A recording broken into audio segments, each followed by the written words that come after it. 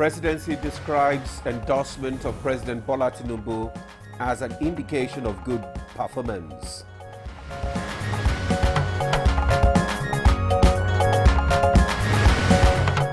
Daily airlift of made in Nigeria products begins.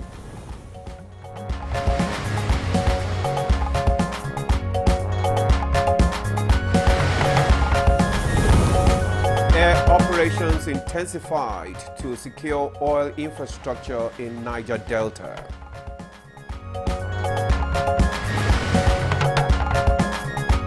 And today on Good Morning Nigeria, we shall discuss the housing sector in the current administration.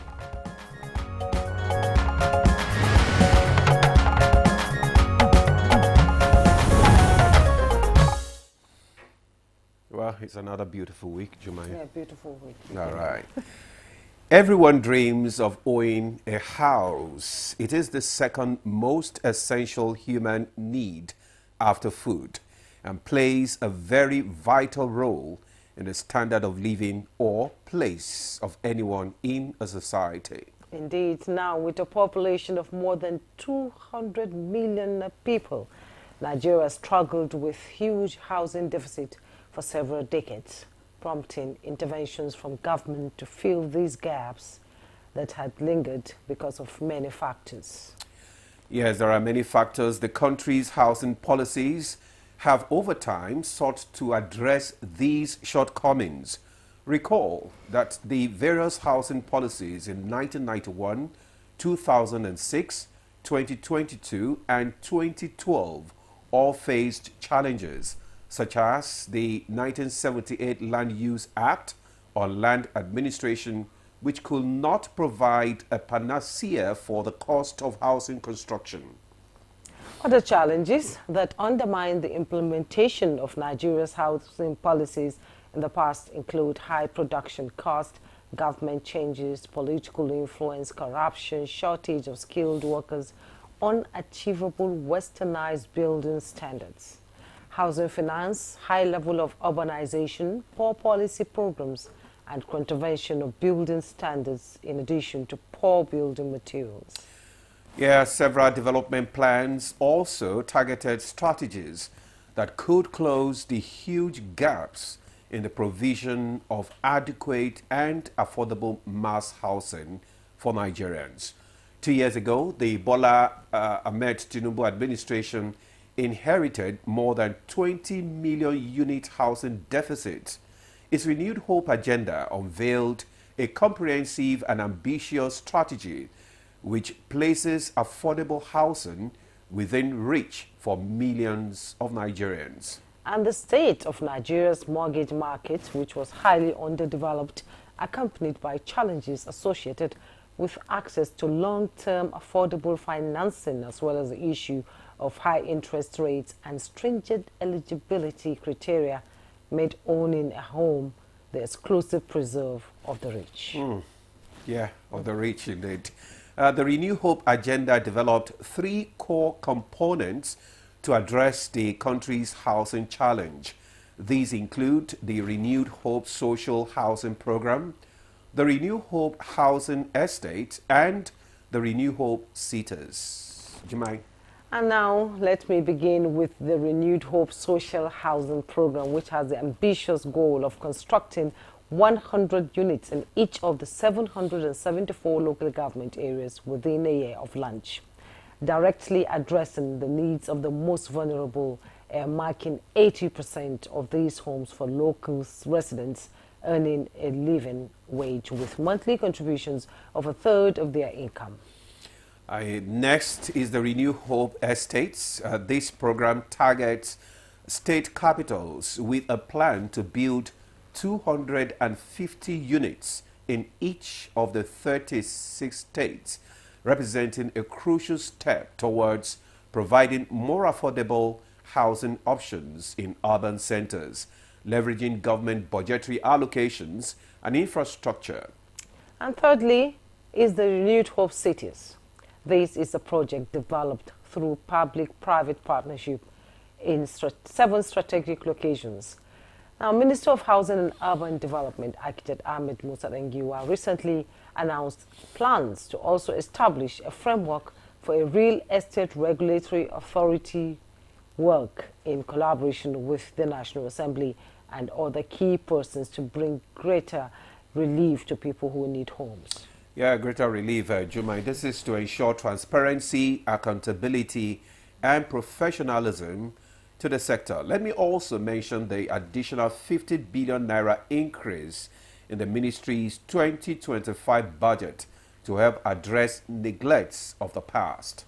As at February this year, the ministry had 14 active construction sites in the country for more than 10,000 housing units, with many nearing completion. It has also secured the National Land Registration and Titling Program in collaboration with the World Bank, as well as reforms in land administration to simplify property ownership, strengthened the Federal Mortgage Bank of Nigeria and Federal Housing Authority. So how far have these last 2 years been for the housing sector under the Renewed Hope agenda? We have guests joining us shortly to speak on these issues. Welcome to the program. I am Jumai Yusuf. Let me also join Jumai to welcome you. I am Ademola Adeoye. Thank you for joining us. We are live on the network service of the NTA. Chukudi Okoli Ugbaja will be joining us shortly for the newspaper review. But first, let's catch up with the news with Stella Namete. He's our guide. Good morning, Stella. Good morning. Good morning, Ademola and Jumai. And now we begin the news by telling you that the presidency has reacted to the series of endorsement of President Bola Tinubu for a second term in office, describing it as an indication of good performance by the administration.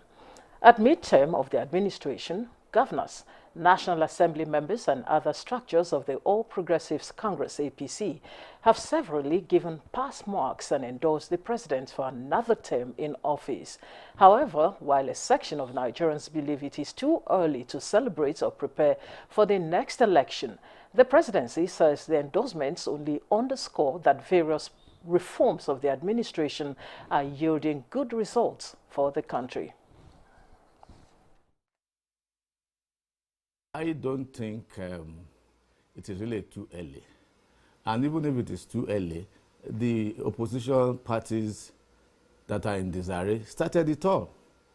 They have been trying to, have, all kind of meetings, gang up against the president. And you don't expect the APC to also fold its hand. And what you have seen is also the party trying to assess what they have been able to do in 2 years, a kind of midterm assessment. Nigeria begins daily airlift of made-in-Nigeria products to the rest of Africa. Minister of Trade and Investment, Dr. Jumoke Oduwole, made the revelation at the inaugural flight of the East and Southern Africa Air Cargo Corridor for exports. This is in fulfillment of government's commitment to increasing trade volumes and value, in addition to connecting Nigerian MSMEs to the world. AfCFTA is live. Nigeria's year-on-year export of non-oil goods has increased by 24% year-on-year. To the rest of Africa, it's now one of our biggest markets, and we're going to continue to move in that trajectory. Mr. President is committed to this agenda, and we'll continue to make sure that we deliver for Nigerian businesses. Meanwhile, the Nigerian Air Force has intensified air operations in the Niger Delta, recording significant successes in the ongoing fight against crude oil theft and the protection of vital national assets. A statement by the Director of Public Relations and Information, Air Commodore Ehimen Ejodame, indicates that through its 115 Special Operations Group, which hosts the air component of Operation Delta Safe, NAF, has maintained a high tempo of aerial missions across the region, dismantling illegal refining sites and disrupting the logistics of criminal networks. Between January and May 2025, the air component of Operation Delta Safe executed over 173 missions and 265 sorties, accumulating approximately 270 flying hours in support of joint military operations and independent strikes across key oil-producing states, including Ondo, Edo, Delta, Bayelsa, Rivers, Akwa Ibom, and Cross River. During these operations, airstrikes destroyed more than 100 illegal refining sites, 53 boats, 74 cooking tanks, 2 reservoirs, and several transport vehicles. These actions significantly degraded the capacity of all thieves and vandals operating along critical corridors such as Buguma, Imo River, Port Harcourt, Okrika, Egbema, Ohaji, and the Trans-Niger pipeline right-of-way.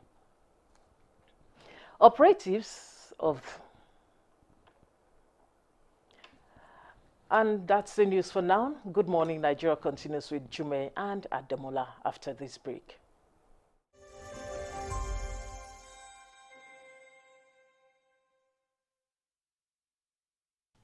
I am Oluremi Tinubu, the global and national Stop TB champion. Many people have asked why I've chosen to champion the fight against a disease like tuberculosis. My reason stems from a deep personal experience. I once had a friend who unfortunately fell ill and concealed the nature of his sickness until it was too late. Eventually, after he passed, we discovered he had tuberculosis. Sadly, due to the stigma and discrimination surrounding the disease, he would not speak up or seek for help. His death was a painful reminder that we could have intervened and saved a life if only we had known earlier. Tuberculosis is an airborne disease that primarily affects the lungs, but can also impact other parts of the body. Being airborne means anyone, regardless of their social economic status, can contract it. In Nigeria, 1 person dies of TB-related illness every 7 minutes, amounting to 206 deaths every day. Globally, 1 person succumbs to TB every 25 seconds, which is a staggering 3,456 lives lost daily. These deaths are entirely preventable because TB is curable if detected and treated early. If you or someone you know has been coughing for 2 weeks or more, coughing up blood, experiencing night sweats, or losing weight drastically, it might be TB. Please visit the nearest government hospital or primary healthcare center for proper diagnosis and treatment. TB treatment is free in all government and some private health facilities. Let us also remember not to stigmatize or discriminate against TB patients or those who have been treated for TB. Individuals who have been cured of TB cannot infect others. I call on all stakeholders, especially the private sector, to join us in the fight to end TB in Nigeria. Together, we can make a difference. Remember, TB anywhere is TB everywhere. End TB by 2030. Yes, we can.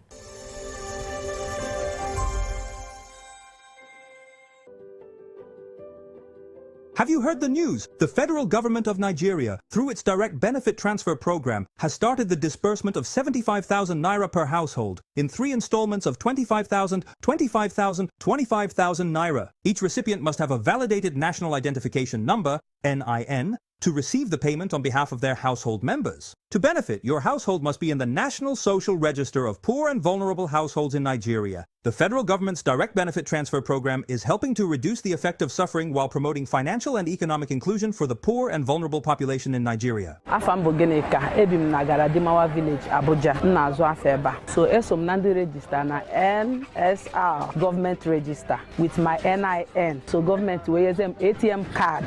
Njiwe wete 25,000 naira 3 times. And ega haya mketa barumulu na dem. Eji megoro makamihe.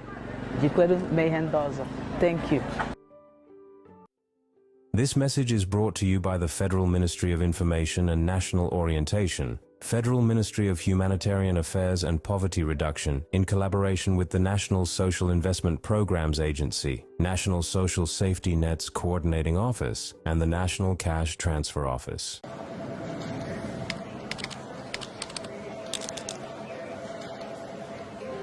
When you're low on energy and need a break, give yourself a treat. Cadbury Hot Chocolate. Smooth. Crafted from cocoa, milk, and sugar. Creamy. Chocolatey. Frothy goodness. Rich taste. So satisfying. Cadbury 3-in-1 Hot Chocolate. The treat you deserve. Our major currency unit is the Naira, while the minor unit is the Kobo. They are both in notes and coins. The Naira is more than just a medium of exchange. It bears the images of our heroes. So, stop abusing the Naira. It is a criminal offense to spray the Naira at events. Stop stepping on the Naira. It's not your enemy. Do not squeeze, ruffle, or write on the Naira. Handling the Naira with dirty or oily hands can deface the Naira. Love the Naira as you love yourself. Be a real Nigerian. Do not abuse the Naira. A new edition of TV Guide is out, featuring an impeccable personality with purposeful leadership.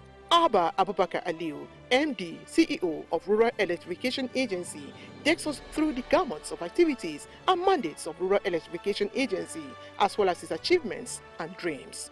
I really want to see that I leave a lasting legacy that can be spoken of in a very long period of time.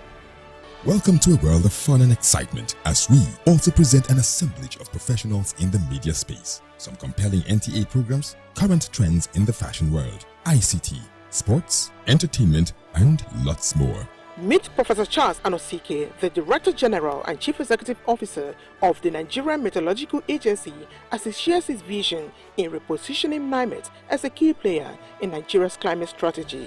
Get a copy at the vendor near you or any NTA station nationwide. TV Guide, your indispensable companion.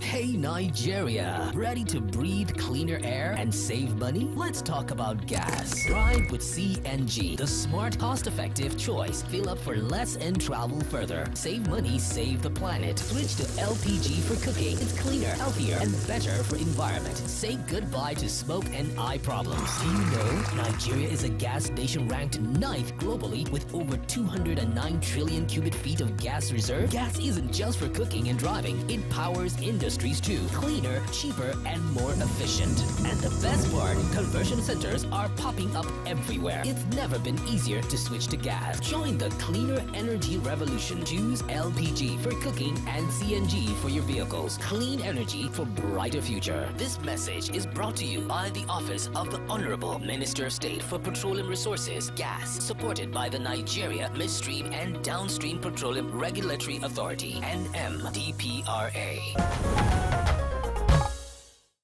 You're watching Good Morning Nigeria on the network service of the NTA, and the newspaper review is next.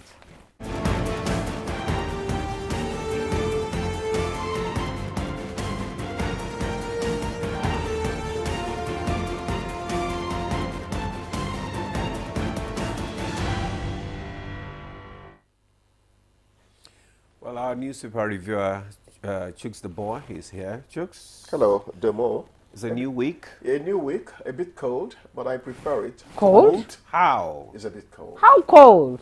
No, that's the only ailment I have in life, cold. I'm very sensitive to cold conditions. Don't worry, you go better. You go better by His Yeah, grace. let's go to the papers. I begin with the Business Nigeria.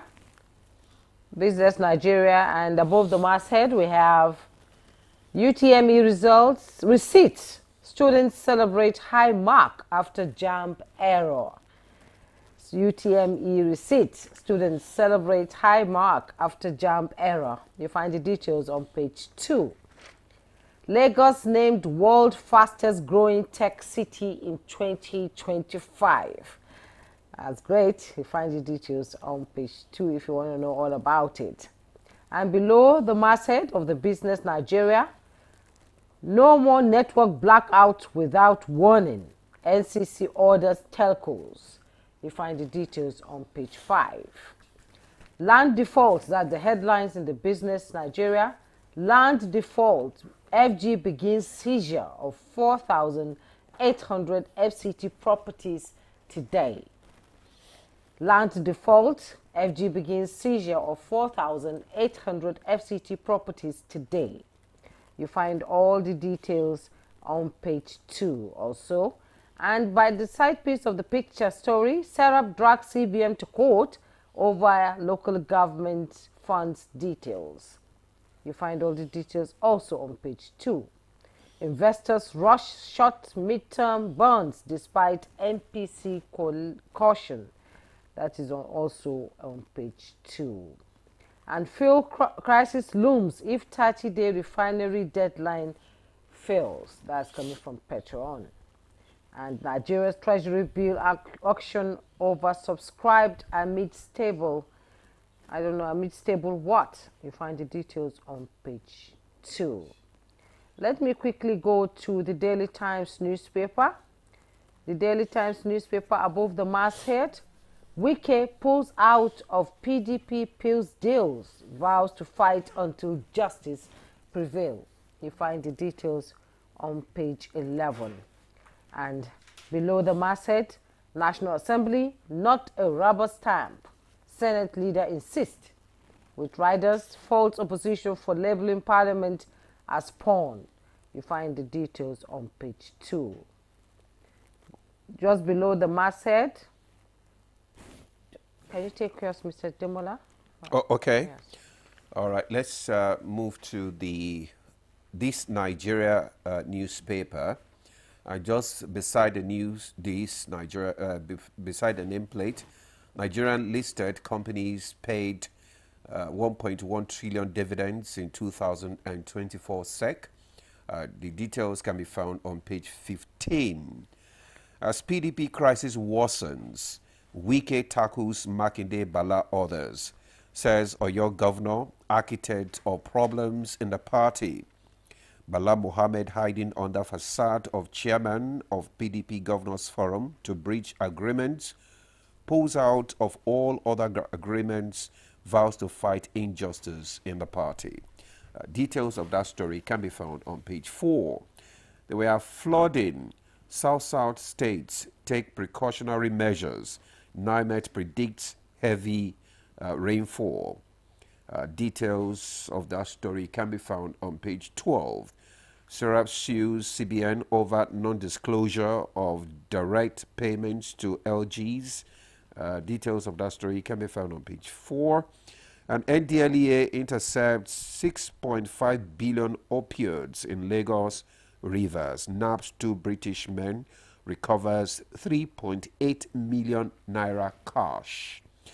Details of that story can be found on page 23. Yes, I'll return now to the Daily Times newspaper. Below the masthead, below the picture story, you see there, Tinubu's mining reforms trigger 38 billion naira revenue surge.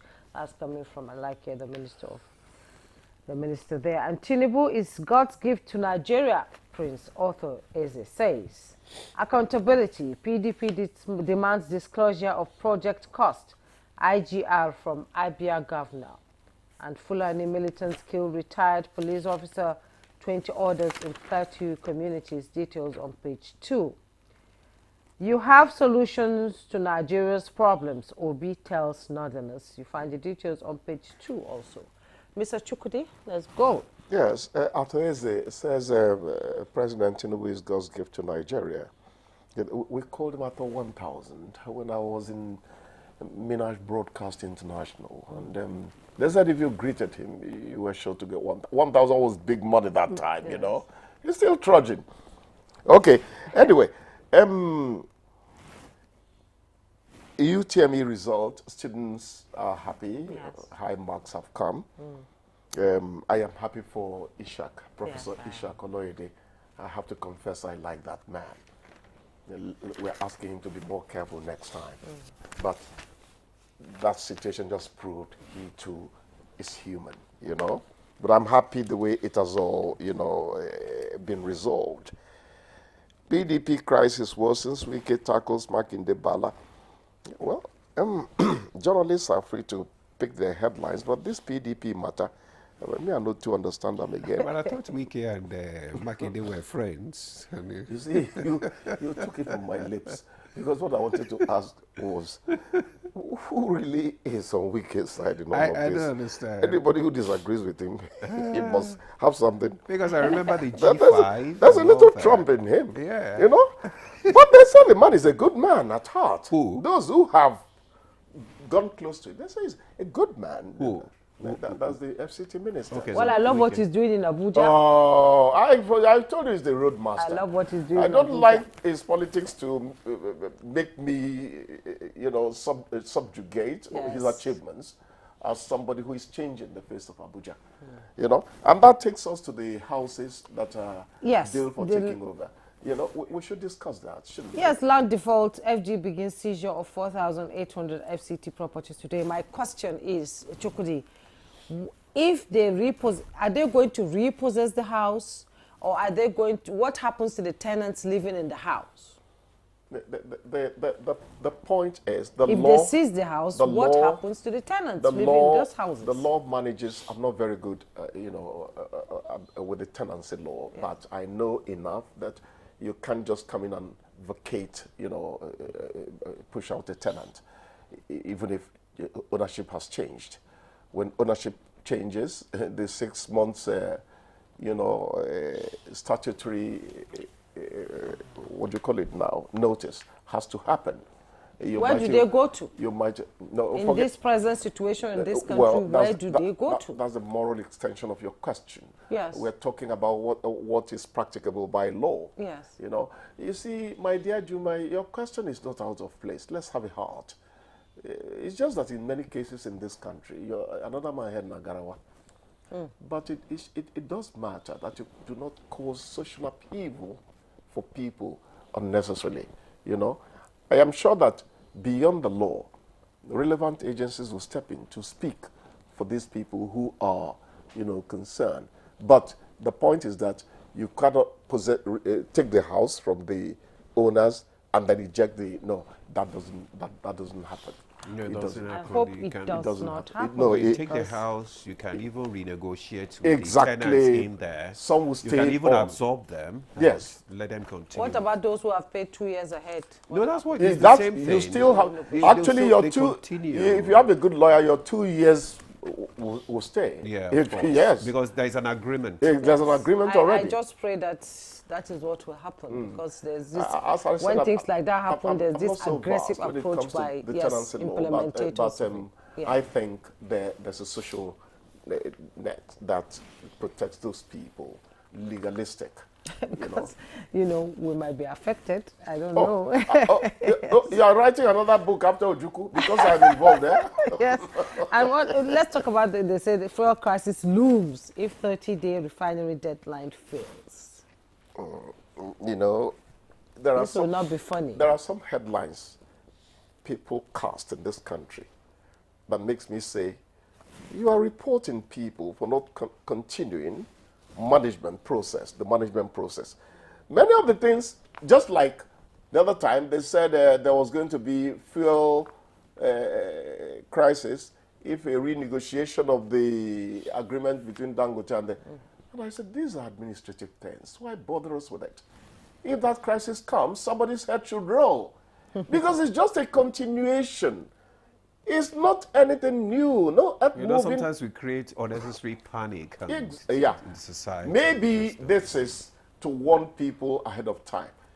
I am almost sure that this is not going to happen. Okay. Because one thing I praised this government for was that they said, look, that the energy policy relies heavily on the agreement with Dangote continuing. And you can see, I saw 905 somewhere. Competition has really started. Yes. 905? 905. Yeah, I saw 905. Is it NNPC? On 905, I'll let you go. On a 905, no to push me out, respectfully. Juma, even you. Thank you so much for coming. Thank you. We'll take a break. When we return, our conversation will begin and our guests will be in the studio. Don't go away.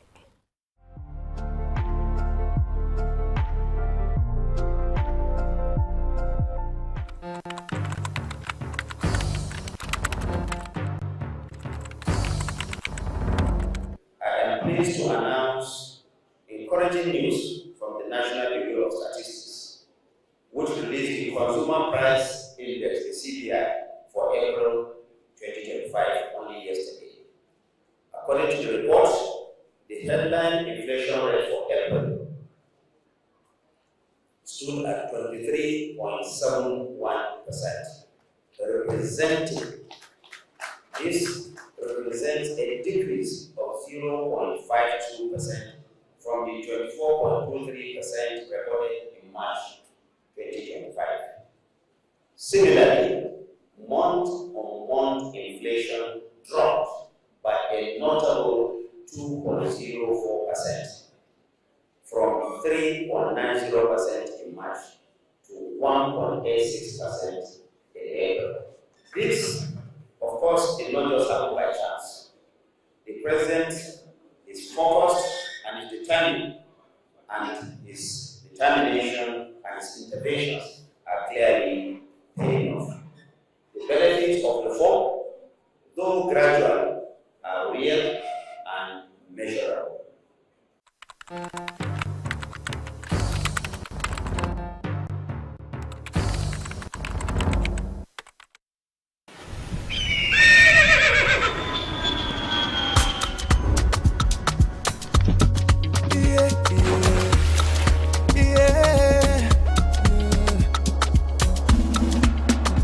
From the Atlantic across the savannah to the Sahara, we rise, a land of the free, we know they tire.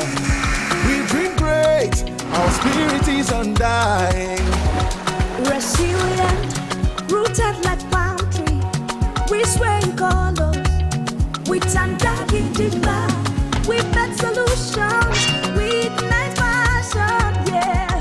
Ethnicity is unique, we have more than just a nation. We are Nigeria, we are Nigeria. Strengthening unity, we know they carry love. We are Nigeria, together live the dream of a land with great destiny. We are Nigeria. I am the real Nigerian. Brought to you by the National Orientation Agency, NOA. The Nigerian national flag represents our country's history, culture, and identity. It was designed in 1959. The colors are Emerald Green 2.0, which represents agriculture, and Immaculate White represents unity and peace. Know how to handle our flag.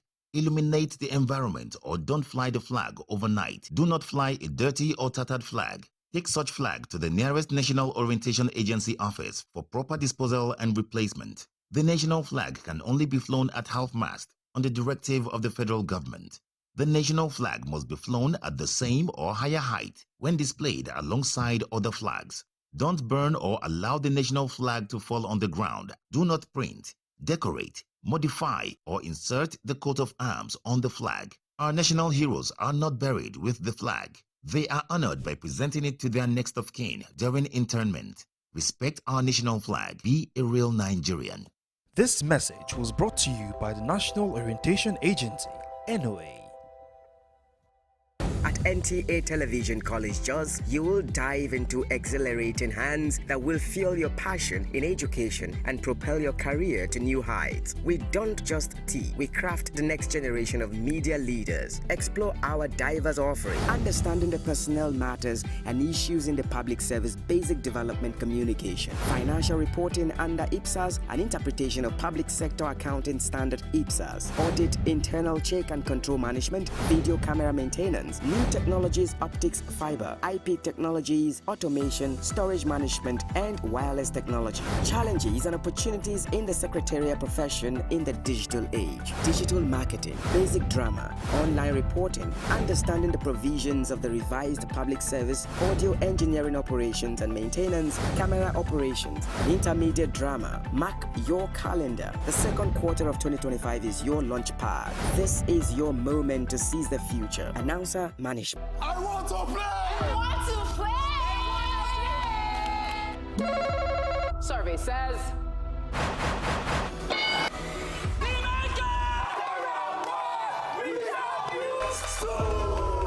If my phone rings at 2 a.m., it's probably... My mom. An emergency. Landlord. Landlord.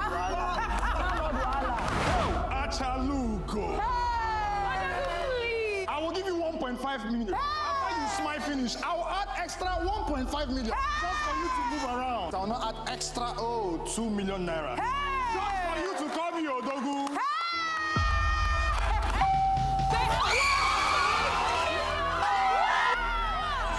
Family Feud Nigeria Season 3 is officially live.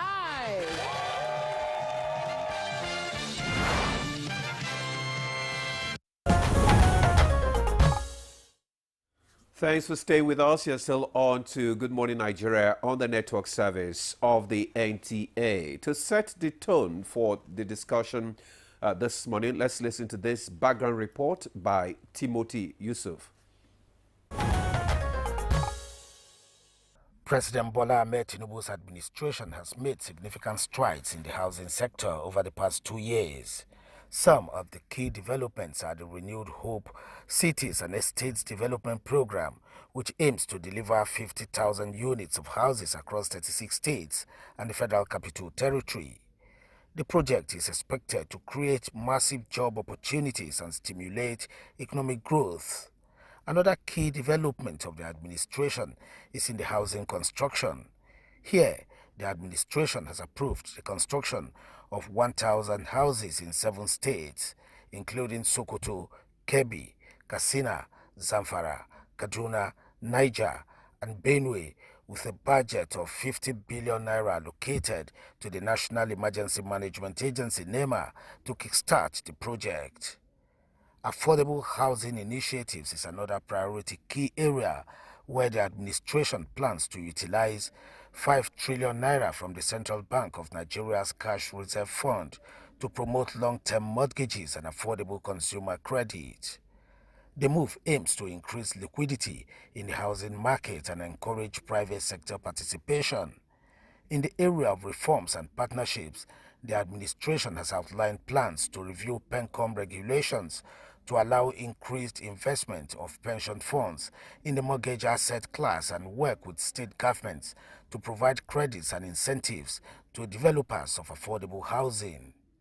Overall, many believe that the Tinubu administration's initiatives in the housing sector aim to address Nigeria's significant housing deficit, create jobs and stimulate economic growth. While challenges persist, they posit that the administration's efforts have the potential to make a positive impact on the sector. Let's now join our guests in the studio for details of our focus today on Good Morning Nigeria, President Tinubu's 2 years in the housing sector. Thank you, Timothy Yusuf, for that background report. And now seated here in our studio to discuss the 2 years of the Tinubu administration with focus on the housing sector is the Honorable Minister of Housing and Urban Development, Architect Ahmed Musa Lengiwa. You're welcome to Good Morning Nigeria. Thank you very much. Once again, good morning. Good to have you. Also joining us here is Damola Akindolire, is a PPP consultant for Renewed Hope Cities project. Mr. Damola, you are welcome to Good Morning Nigeria. Thank you for having me. Good morning. All right. Okay, so let's kickstart our conversation with the Honorable Minister, because housing is the second most challenging, thing for Nigerians right now after food. We hear a lot of Nigerians, especially crying now that the prices of house rent is just going higher and out of the sky. Now, Honorable Minister, can you just let us have an overview of the Renewed Hope Housing Program? What is it all about? Well, thank you very much. The Renewed Hope Housing Program is a program of Federal Government of Nigeria under the President Bola Ahmed Tinubu. It's a transformative program in order to make housing a reality for Nigerians. Home ownership, I can say, a reality for Nigerians. It's aimed to make housing very accessible, inclusive, and affordable for all Nigerians and all cadres of Nigerians, from the high to the low, even to the low-income Nigerians. That's what the Renewed Hope Housing Program is all about. And when it came in 3 categories. We had the Renewed Hope Cities program, which is aimed to deliver 7 cities in the country, 1 in the federal capital, and then 1 in each of local zone of the country, in the major cities of each of the zones. This is aimed to deliver 1,000 plus housing units in these locations, and the houses should be high-rise buildings made up of block of flats, terraces, and duplexes. This is aimed through the PPP, public-private partnerships, whereby the government will only provide an environment for private sector to come and deliver these cities in the 7 locations. The second one is the renewed hope estates, which is aimed to deliver a minimum of 250 housing units in the remaining 30 states of the Federation. It's to be funded by the federal government of Nigeria. The third one is aimed to deliver social housing, which is the renewed hope social housing, in 774 local government of Nigerians for the low income and even the no income, which is zero income, even the vulnerables and the displaced population of the country. It is aimed to deliver 77,400 housing units at 100 housing units in each of the 774 local government areas of the country. This is what the Renewed Hope program is all about: to deliver cities, to deliver estates, and to deliver social housing to Nigerians. Okay, you mentioned cities. Which are the cities? Where are the cities located? Well, currently we have taken at least 3 of the cities. We have taken one in Abuja, which is Karsana Renewed Hope Estate, city, that is being developed, 3,112 housing units. It has gone very far, and it's about to be commissioned. Portion of the housing units will be commissioned any moment from now by Mr. President. And we have also taken that of Lagos, Ibeju Lekki in Lagos, where we're delivering 2,000 housing units. Those ones also have gone very far. We intend to deliver at least half of those housing units any moment from now. You can see some of the clips later. Then we also have the Kano, which is the Renewed Hope city also in Kano. We are delivering also another 2,000 housing units. Even that construction has gone very far. As I told you, it's a PPP arrangement, and the houses are high-rise, which are the block of flats, terraces, and the duplexes, meant for the high-income Nigerians. High-income? High-income, like? Well, it depends, because it's a private partnership, because we have to cater for all categories of Nigerians. The Renewed Hope estates, which I've told you earlier, we are delivering in the 30 states. We have taken 12 states now, 2 in each geopolitical zone of the country, at 250 housing units. We have taken in Oyo and Osun. We have taken in Akwa Ibom and Delta. We have taken that of Ibonyi and Abia. We have also taken that of Yobe and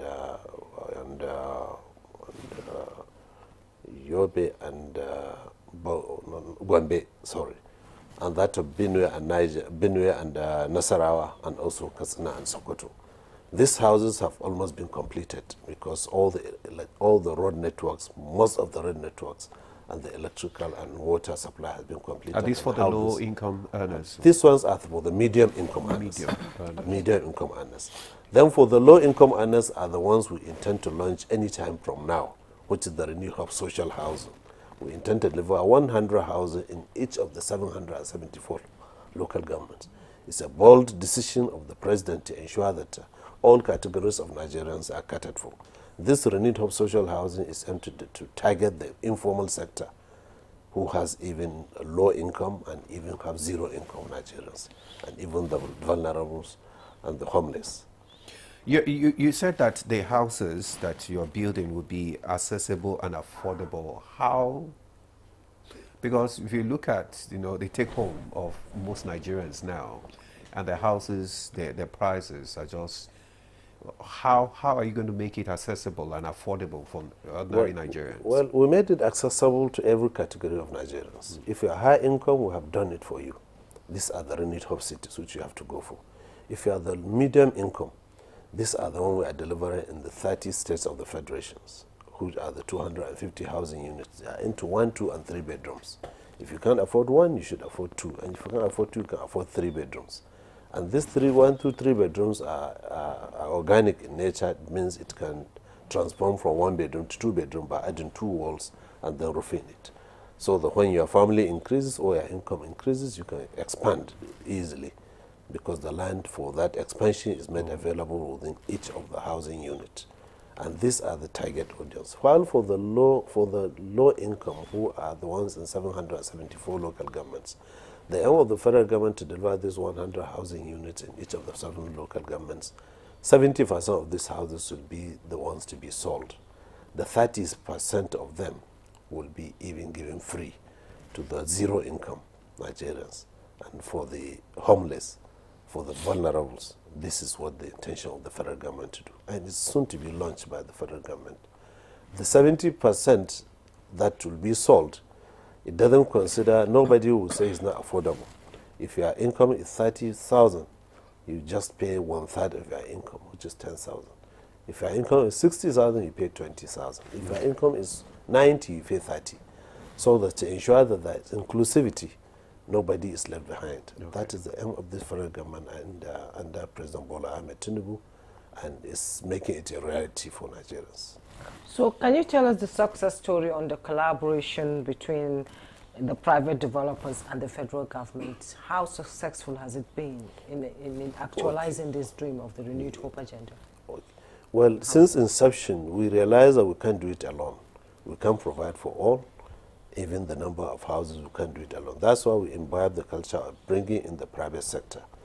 Under the public-private partnership of our ministry, we intend to invited interested developer who came on board. And then we intend to ensure that we as a government will provide the enabling environment by one providing sometimes even the infrastructure, sometimes we provide the land, sometimes we provide the off-take guarantee in order for the private sector to have confidence and come and invest. And it has been successful because so far we have drawn over 70 billion naira into the private sector to which they are developing. In fact, the houses that are being built in Lagos and Abuja and Kano, they are all the private sector initiative under the PPP. And they have so far delivered over 6,000 of the 10,000 housing units we are saying we have delivered currently within our 2 years in office. So are the project timelines being met, and can you explain to us what are the biggest, bottlenecks that's out there? Because we can't rule that out. No, you can't. There's always challenges in every business you do. Quite well on the public PPP sector, which we are doing. First of all, they always encounter the issue of land, getting access to land, at least from the locations we intend to do. And these locations are 3 of them, Abuja, Lagos, and Kano. But in the long run, if you can't give them land, they have to now purchase the land. And when you purchase the land, you add to the cost of the construction of the houses in terms of selling prices. And the other challenge is that of funding, which is always a problem, especially in housing sector. And these are some of the challenges we know we have encountered. And we are overcoming it in the sense that we have achieved a lot to such an extent. We're delivering currently, and we intend to start commissioning these houses, especially on the Renewed Hope cities that we have. Also on the Renewed Hope estates, we have similar challenge and delay in funding, especially when it comes to delivery of these houses. But as I told you, we are overcoming them and intend to deliver these houses any moment from now. Now, you talked about the issue of land here now. That your ministry is also implementing reforms like the Nigerian Land Registration Documentation and titling program. Why is this important, and what impact will it have on land ownership and wealth creation? Well, as you quite well know, we say that one of the challenges in housing is that of land. Once you remove that obstacle, then provision of housing will be much better and it will upscale it. And that's why the ministry is now imbibed this, is about to launch this National Land Documentation and Titling Program. It's aimed to ensure that all land are titled and easily accessed and cheaper for Nigerians to do that. Because we found that there is any land that is untitled, then it becomes a dead capital because you can't use it for any investment The owner cannot use it as an investment. He cannot even draw funding to further his businesses or to do any other financial engagement with the land. So that's why we imbibe that culture in collaboration with the state governments. 99%, I can say, of the land we have in the country belongs to the state governments. The federal government owns only just about 1% of the total land that we're having.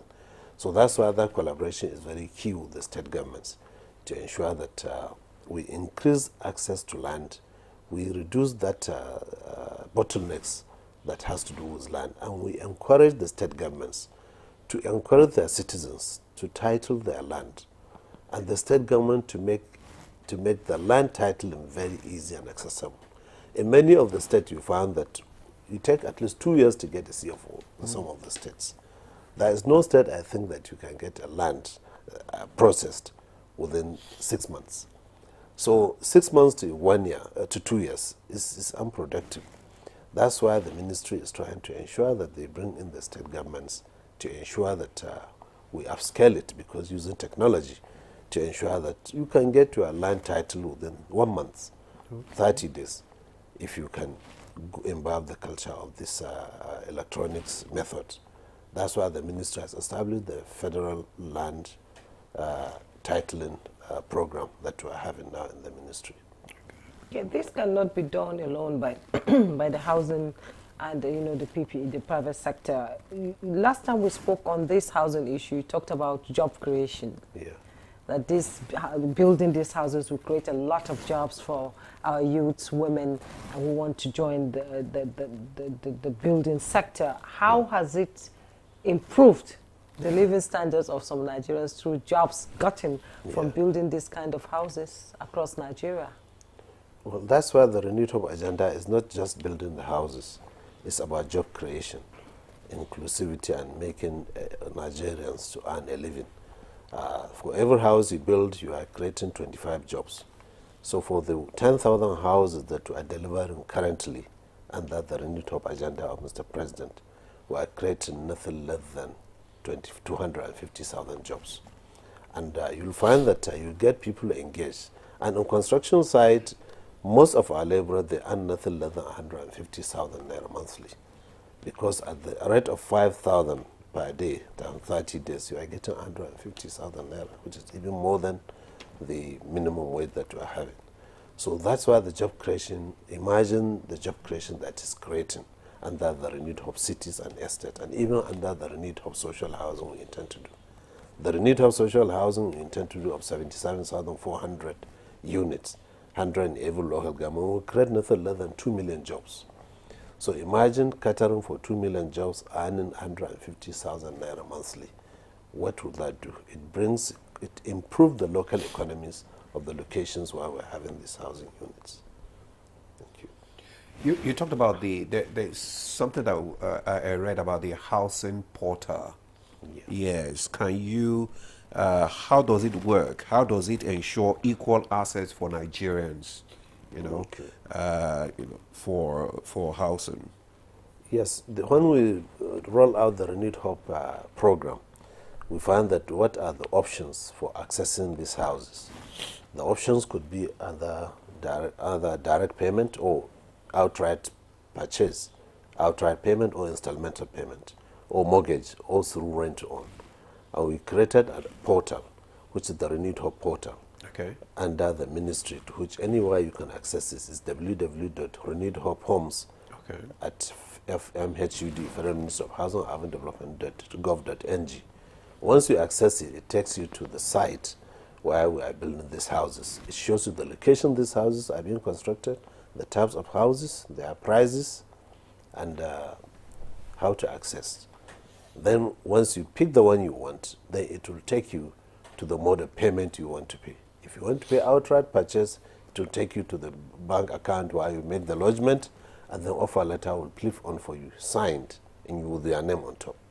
And if you intend to do installmental payment, then offer letter will come to you with the installmental breakdown, how you intend to be making the payments. An offer letter will still come out with you with that breakdown. And if you pick the mortgage or the rent-to-own, it will take you to the Federal Mortgage Bank site where it will show you, it will ask you some of the parameters for you to confirm your affordability. What's your salary, how long are you staying in work, to calculate the affordability. And it will confirm to you whether it's affordable to you or not. So that's what that portal is all about, to the extent that an offer letter will be out for you, and then you start making payments through your bank account. And how do people get houses? Is this portal, is it online? I mean, how do people have access to it? Well, it's online, and once you click that Renewed Hope Homes. Okay. Yes, Renewed Hope Homes. Because people would love to know the site. Renewed Hope Homes at Federal Ministry of Housing and Urban Development. Renewed Hope Homes at fmhud.gov.ng. All right. That's the website. Okay, we've had so many, housing policies over the years, from the 80s to 90s. Now, can you tell us what is the distinct difference between this renewed hope housing and the other housing schemes that have existed before? Well, I can say that it's distinct in many ways. First, it's distinct from the fact that within just 2 years, we have delivered 100,000 houses, or we're delivering 100,000 houses. Most of them are being completed. If you compare the previous administration, I think they did 7,000 housing units. Out of it, 3,500 were completed. And they are not sold. We are the ones that even pick them up and then sold them to Nigerian publics. But this time around, we have brought out the program. We are delivering 100,000. We have brought out the portal for even purchase and access.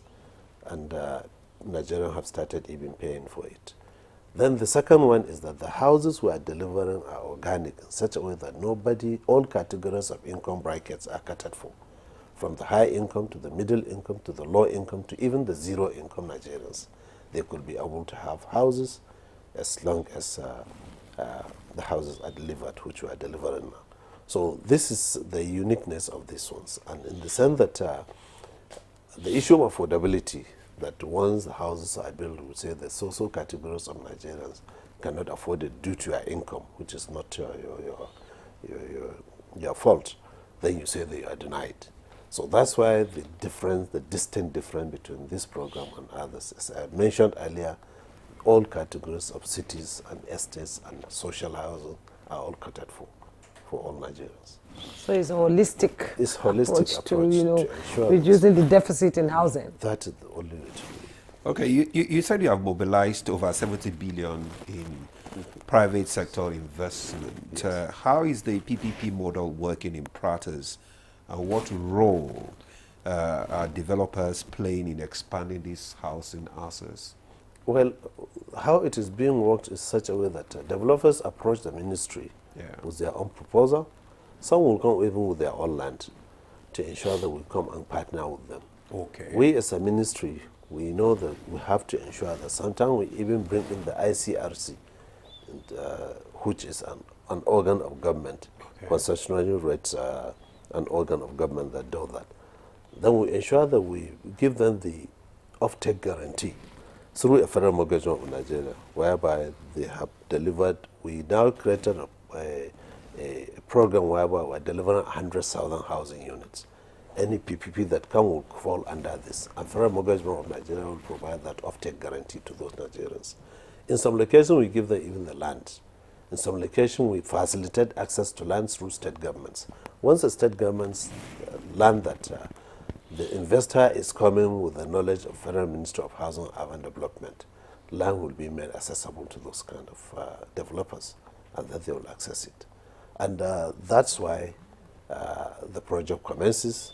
And in some cases, we even facilitate access to this funding through some of the federal government funding institutions, like the Federal Mortgage Bank of Nigeria through construction finance. We have the Family Homes Fund that also gives construction finance.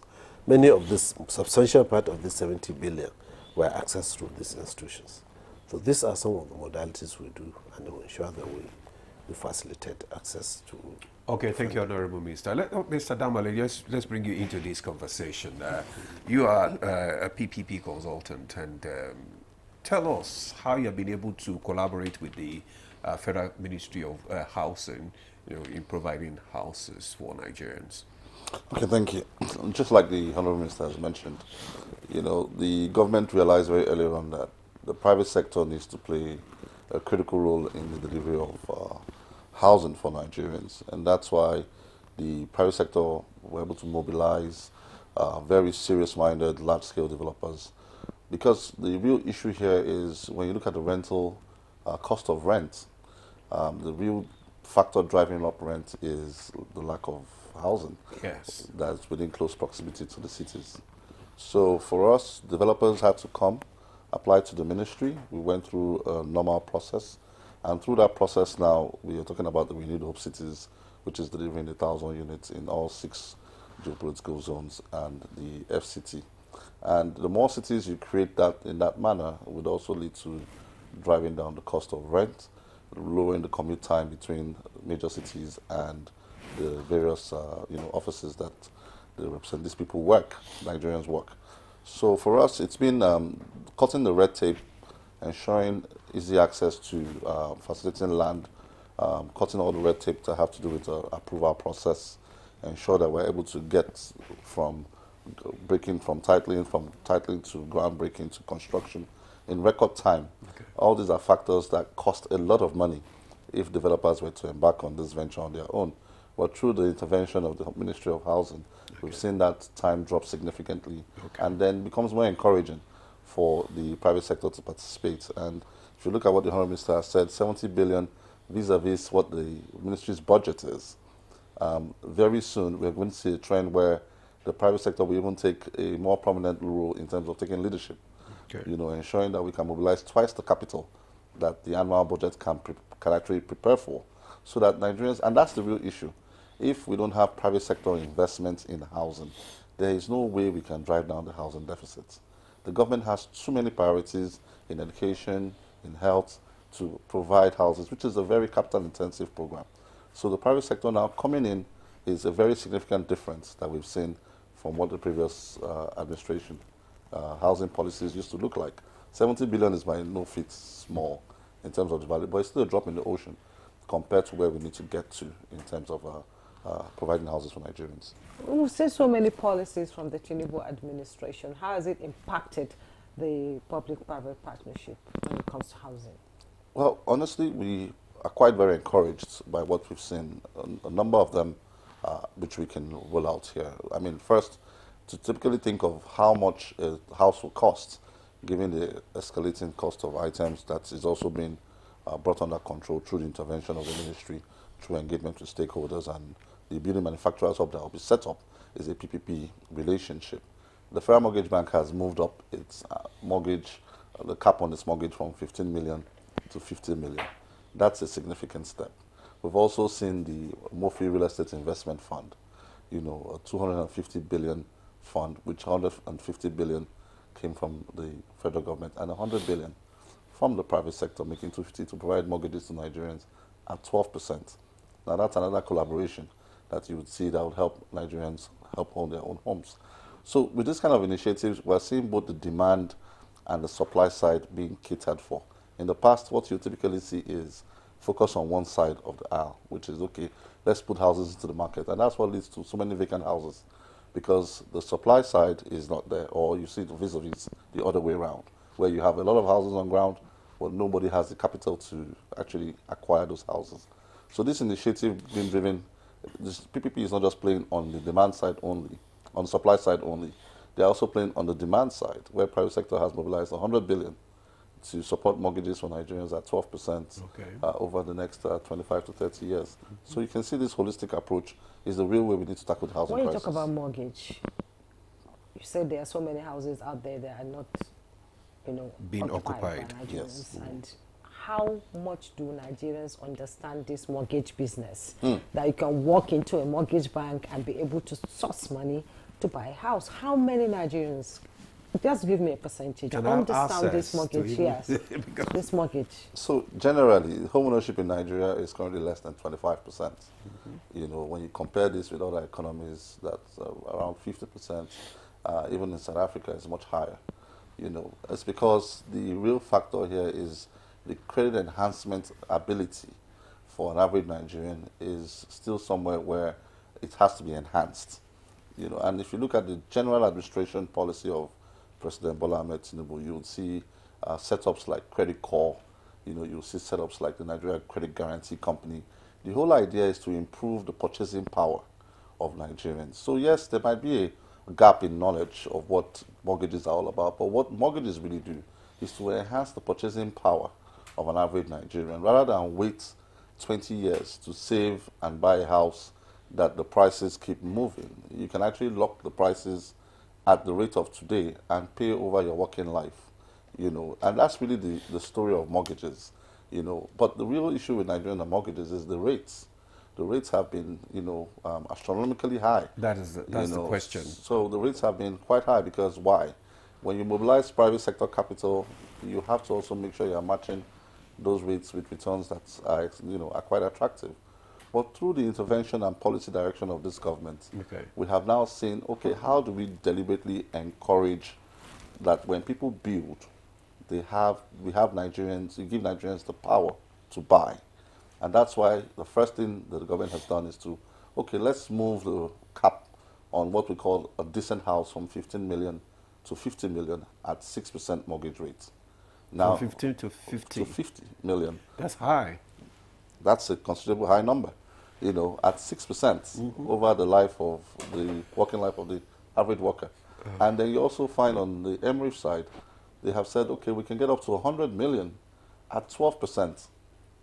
So not only can anyone access this, available considerations, but if you look at 6%, 12%, and look at the commercial bank rate of 35%, you will see that there's a significant gap, which is one of the things we want Nigerians to keep talking about, that how do we participate in the shape and how government policies affect our lives. This is a practical example of what can happen when the private sector is in the room to discuss policies that affect the Nigerian lives. Yes, Mr. Dambale, you have said it. But let me even ask the minister, because most of the time when government come out with housing policies like this, you find out that at the end of the day, majority of the low-income earners don't even have access to it because of the rate, just like he talked about, 12%, 6%, 50 million, I mean, at the end of the day, most of the people that, buy these houses are still the rich, the well-to-do individuals, and they now let it out to the low-income earners. How is this government trying to correct that? Is there a way that, this can be corrected? Well, there are many ways, in such a way that the federal government has an institution, which is the primary mortgage bank, which is the Federal Mortgage Bank of Nigeria. It's the secondary mortgage market that can provide affordable mortgages to all Nigerians at the rate of 6%, which is the cheapest you can get, and with a large time of repayment, which is up to 30 years repayment. If you compare it with the private sector, they can only give you mortgage if you go to commercial bank for 5 years at almost 25%. Now with the MRIF, they can provide you 16% with maybe 20 years. So already there exists an institution that has branches in 36 states of the Federation, including FCT, that is providing that. But Nigerians couldn't know about it, despite the fact that every week there is a television program by the Federal Mortgage Bank of Nigeria. There's a radio program in all languages, Hausa, Igbo, and even Pidgin and Yoruba. So for Nigerians to know that there is an institution of government that's providing affordable mortgages to Nigerians at 6% to pay over a period of 30 years, which is the period when you could be in your productive years. Yeah. This one's not only for government workers, it's even for the informal sector. Okay. There is a cooperative housing development loan that is provided for Nigerians, cooperative societies to form Nigerians to form cooperatives, afford the bank with their own land for them to give them loan to build the houses with their own designs and their costing. They can even design a 3 million house for themselves. And the federal government will provide them the funding to build it.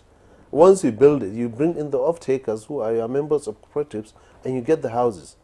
And once you get your land, that's why we always encourage this land titling. Once you have a title land, Federal Mortgage Bank of Nigeria will give you a loan, you are individually, to build your individual construction loan, to build your own house at your own fees. So there are options, there are available opportunities for Nigerians.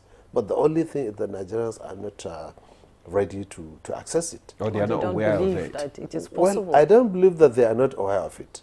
Because as far as I've told you, every week there's a radio, there's a television program of FMBN. There's also a radio program of FMBN. And you have to even, there is a branches in 36 states of the Federation.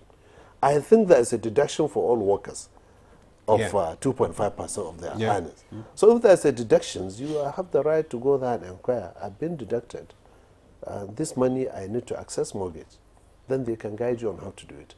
And one thing which the federal government did this administration is increasing the minimum wage, 70%, 70,000 naira, from 30,000 to 70,000 as a minimum wage. And it has increased the affordability of Nigerians for them to afford to own a house. So I think all the enabling environment has been provided for government, by the government. All right. Productive years. Okay, there are some questions. Productive years. What if the opportunity comes when you're in your 50s? Well, and you want to get a mortgage for a house. Well, it's unfortunate at that age. Yes. Which means that you have cut off some people. You have cut off some people completely from it. If you can't get mortgage above 50. Well, you can get mortgage above 50. It's above 60 when you have reached your time. You can get mortgage above 50. At 50, you have 10 years at least. For a teacher, he has 15 years. Because it's 65 years, I think, for teachers and other categories of Nigeria. But once you are 60, no way. Once you are 60, honestly, it's difficult for you to get a mortgage. Because mortgage is meant to be repaid back. Unless if you fall into the vulnerable Nigerians, which we are building the local governments for Nigerians to access a free house when it is being constructed. Okay, you talked about partnership with Shelter Afrique Development Bank. Yes. It's a milestone, actually. Yes. So what does this mean for the Nigerian housing sector, and how many houses will be delivered from this deal? Look, Shelter Afrique Development Bank is an African development bank that was established to provide affordable housing to Nigeria, housing finance to Nigerians. That's what the bank is doing. And since it was established over 20 years ago, Nigeria has been a major shareholder. In fact, we're the second largest shareholders. But as a government, we have never accessed any loan from it. Though some few private sector have accessed some of these loans from this development bank. So now we are in collaboration with them to sign an MOU to provide loan to build 5,000 housing units. That MOU has been signed. We have acquired land. We are finishing the designs, and for us to ensure that we access that facility to access the 5,000 housing units and affordable housing units from the Shelter Afrique Development Bank. For low-income earners? For low-income earners. Yeah. Okay. Honorable Ministers, we have our guests. Our viewers have been sending, comments and questions. Yeah. Maybe we'll just read out some of them so that you can respond to them. I said, good morning, presenters and our guest in the studio. Shelter is the most important and necessary thing after food for every Nigerian citizen supposed to have. Every citizen's prayer, either government worker or as a private person, is to have a house for himself and his family. As the cost of building materials in Nigeria today is very high, I'm urging the federal government to please do something so that every Nigerian can be able to have a house of their own. Thank you, Alhaji Garko Karu site. That is from Alhaji Garko. Garko. Okay, Garko. Okay. Then this one says, good morning, my brother Demola and my sister Jumai. I'm Abbas Abubakar site from Jalingo, Taraba State. He said, housing estate provide organized and affordable shelter. However, I have the following questions. How can the authority address the allocation process, bureaucratic delays, and the absence of an open application portal? I think that has been talked about.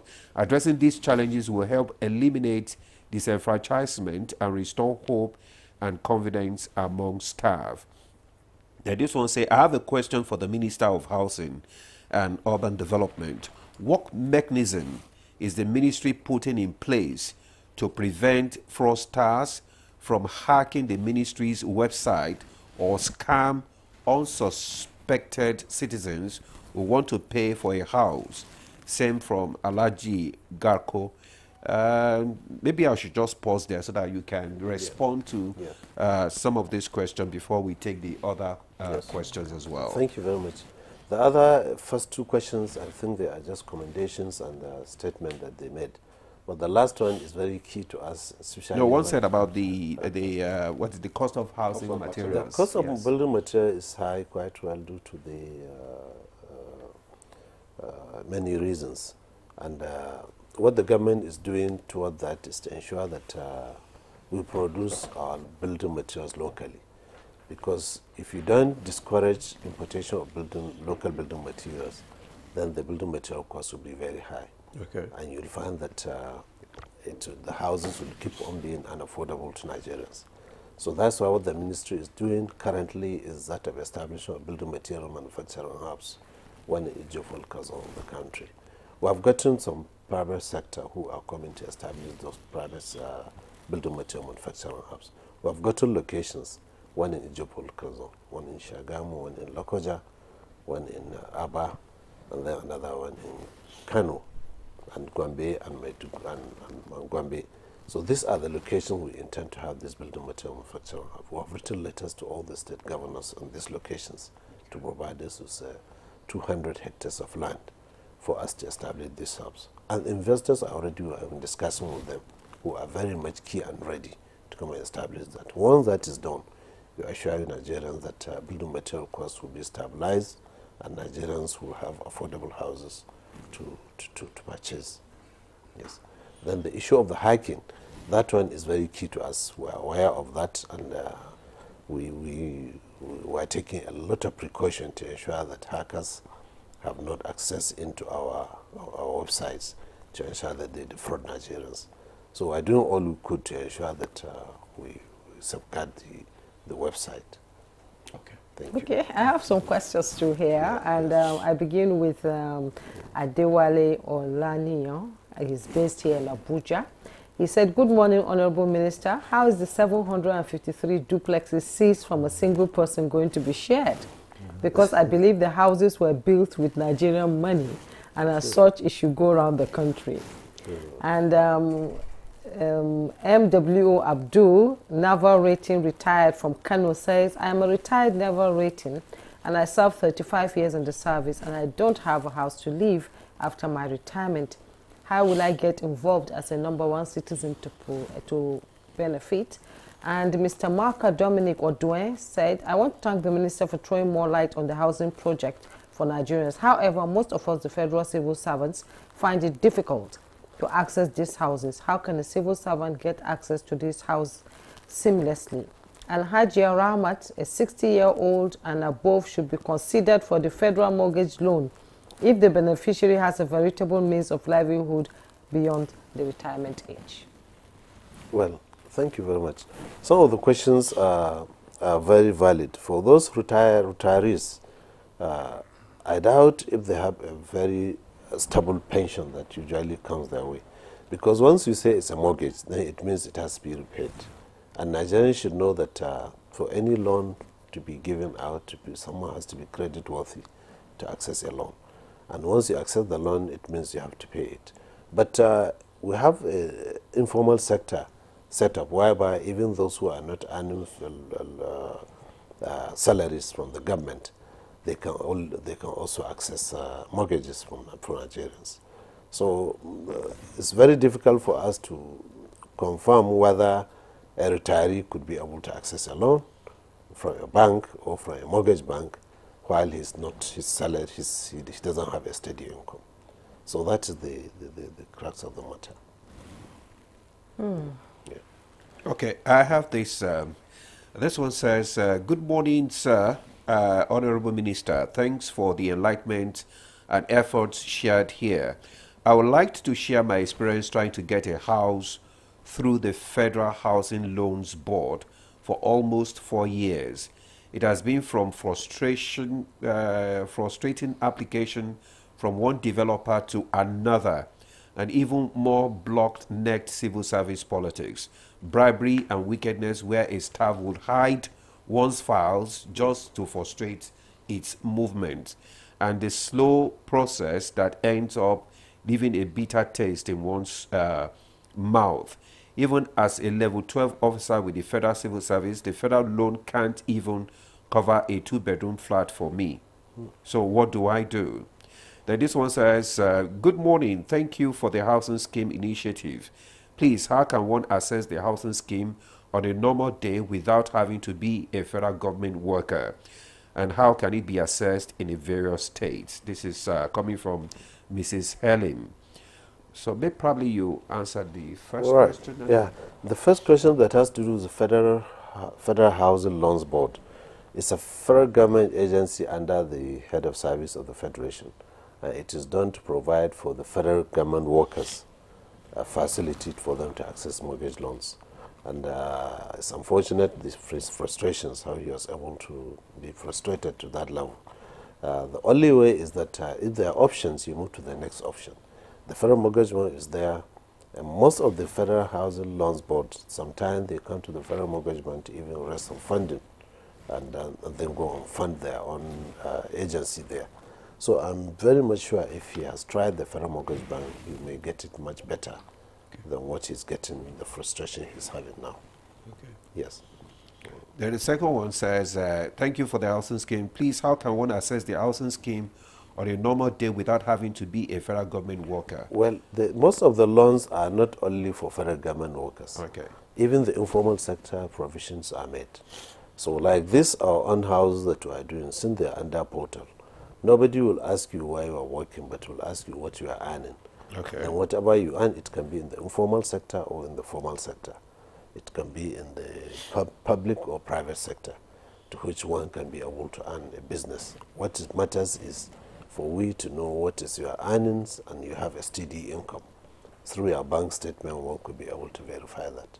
And that's the only way to do it. So it's not only for government workers. It's not only for government workers, but Adewale is also asking about the 753 duplexes. What's going to happen to it? For is the 774 houses that has just been delivered to us, it's a presidential directive for the chairman of EFCC to hand over the 753 houses that has been acquired illegally by a Nigerian, to which the president directed after the forfeiture to the federal government by EFCC. They have gotten their forfeiture order.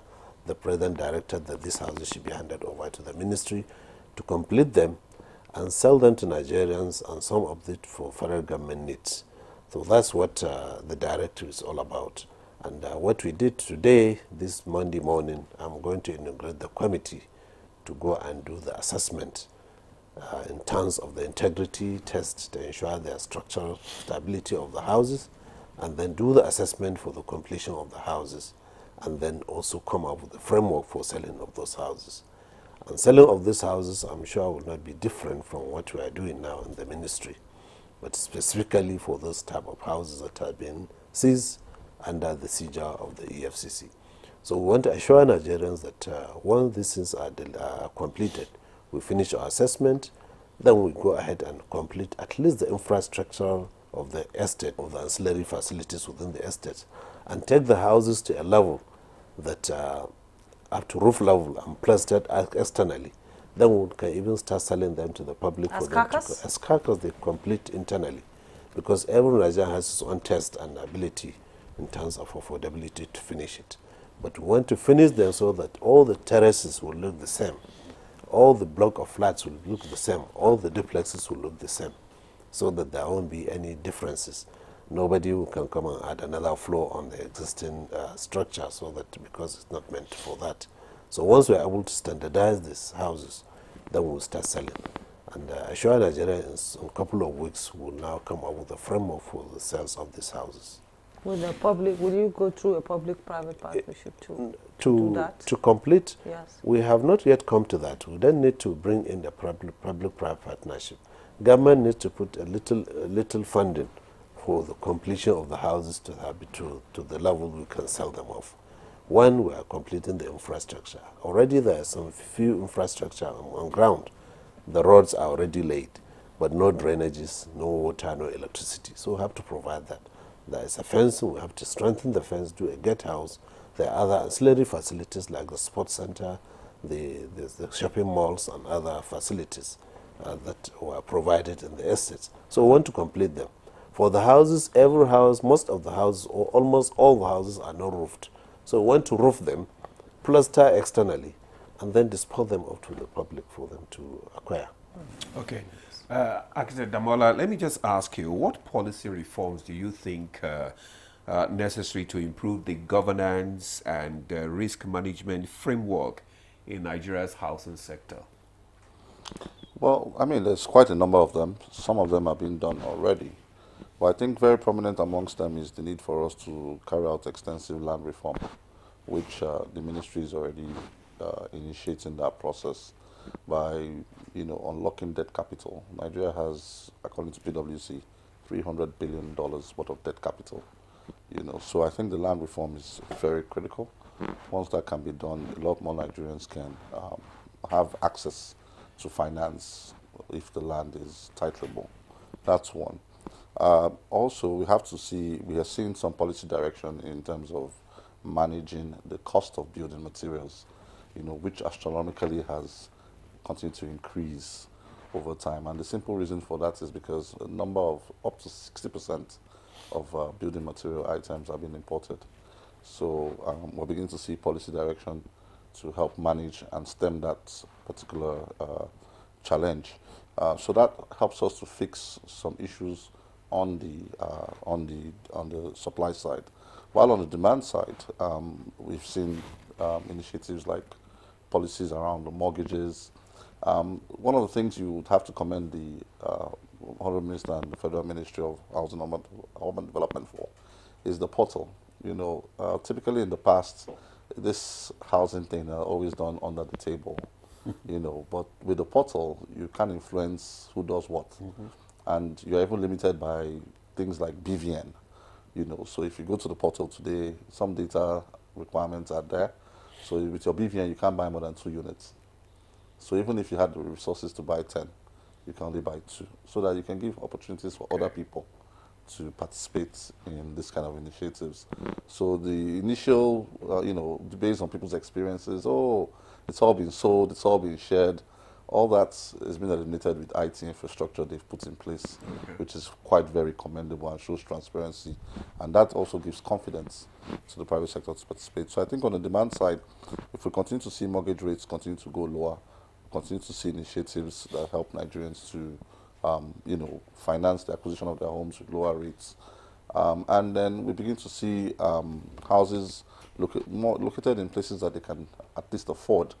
I think we'll solve not all, but a significant portion of the Nigerians' housing crisis. So I think from private sector, we believe those areas are key areas that must be touch points. All right. Well, thank you very much. We'll go for a break now. The conversation will continue when we come back. Stay with us.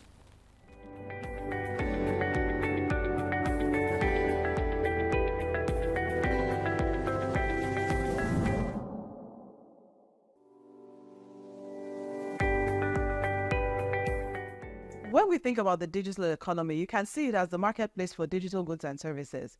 And increasingly, it's becoming a force to reckon with and an incredible contributor to economic growth, because we've seen the growth in technology and digital platforms. Technology has it really permeated every aspect of life and business, the way we live, the way we work. And when we talk about the digital economy, we're really talking about leveraging technology and digital platforms in a powerful way to drive growth, to drive solutions to problems, to drive applications, and to provide services. The digital economy is something that has the potential to help Nigeria leapfrog a lot of its development challenges, right? Because think about what the mobile phone did for Nigeria years ago. That is the potential we have for digital, because it has a way of reducing the barriers to innovation It has a way of being able to transform service delivery, whether it's government's delivery of services or whether it's services in the health system where people can use digital to actually be able to see their patients better. But it takes a lot to realize that potential of digital. The first thing is like every other thing, there's an infrastructure you have to build to be able to make sure that digital economy can thrive. Think of something like, capturing that happens in Nigeria, right? Where you capture, people's biometric when they go for a driver's license, when they go for passports, and each of those are separate things. Largely a system where we're able to streamline that and actually have a platform that exchange biometric information that makes it easier for people to access passports, easier for people to register to vote. But today it's very tough, right? But those are basic infrastructure that needs to be invested in. A lot of it is through government and private sector collaborations to make it happen. If we're looking to accelerate growth in the Nigerian space, we really need to look at enabling the digital economy. That includes providing digital infrastructure, connectivity, because that's the highway, like the highway that everything rides on.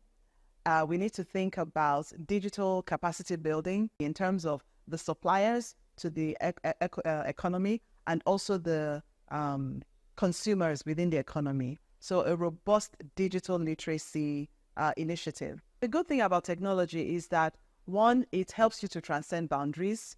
Two, it creates a level playing field, really, because if you create a solution, a technology-based solution that is applicable in this environment, that same technology can be applicable, exported to other environments. And, technology platforms also help drive collaboration, right?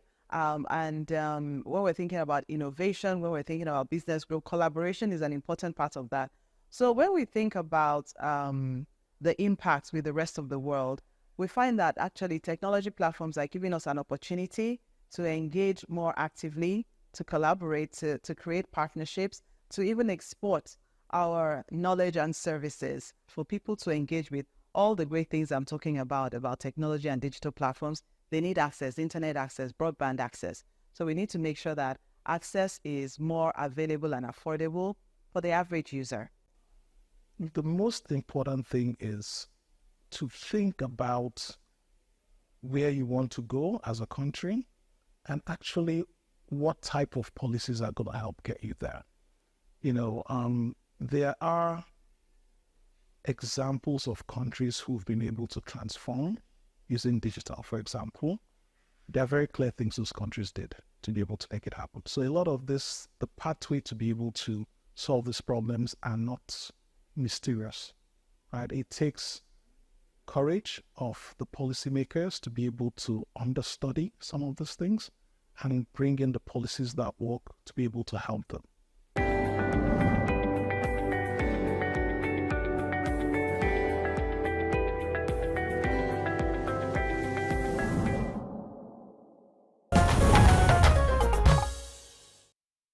Welcome back. Still on to Good Morning Nigeria on the network service of the NTA. And we are still discussing the housing challenges in Nigeria. And we have Honorable Minister and our other guest, Mr. Damola, still here. And before we went on that break, we had some questions that some of our viewers sent. And this one says, good morning, presenters of Good Morning Nigeria. I am Olu from NIMG, Jos. I'm 50 years this May. How can I benefit from this housing project? I have an uncompleted project that I couldn't complete since 2020. How can I have access to the loan? And this one says, good morning. My question on housing goes, please, is there any means that our pension scheme can be used in securing or assessing housing mortgages, especially in the private sector? This is Dave Adebola. And this one is on the 774 houses. The challenge is that the ministry will give out the finishing of the estate out as a contract, and the prices will usually be over bloated And at the end of the day, the cost will be passed over to the Nigerians that will tender to purchase them. This is John Ade from Abuja. Honorable Minister, sir.